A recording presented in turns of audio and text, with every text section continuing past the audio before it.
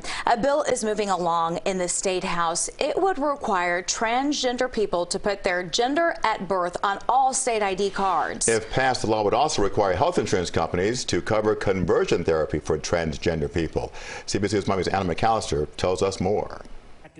In an 11-4 vote, the Florida House Select Committee on Health Innovation voted in favor of House Bill 1639, a piece of legislation that would require transgender people to list their birth sex on their state IDs. Let's be genuine. Who cares what gender or sex is listed on a driver's license? It's simply handed over for identity purposes. The bill also requires healthcare providers to cover detransition care and therapies that treat a person's perception that his or her sex is inconclusive with such person's sex at birth.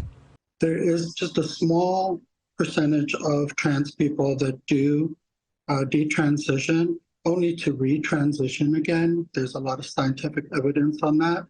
So once again, the point of these bills are mute.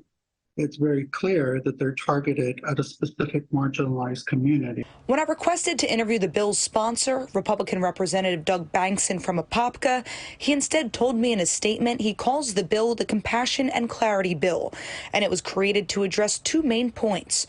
To, quote, make sure those suffering with gender dysmorphia have an equal path to pursue personal wholeness through insurance coverage.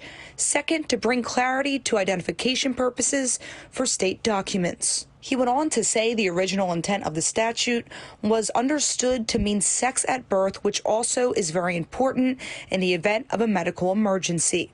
This bill aligns with the language to match other state statutes concerning biological sex.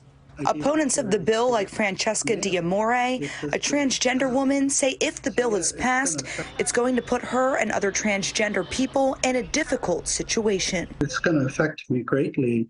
I think it's also going to cause a lot of psychological stress for my community, who's already marginalized as it is. Other supporters of the LGBTQ plus community say lawmakers are wasting their time targeting transgender people when the state is facing bigger issues. There are a lot of more important issues like homeowners insurance that I feel legislators need to be focused on.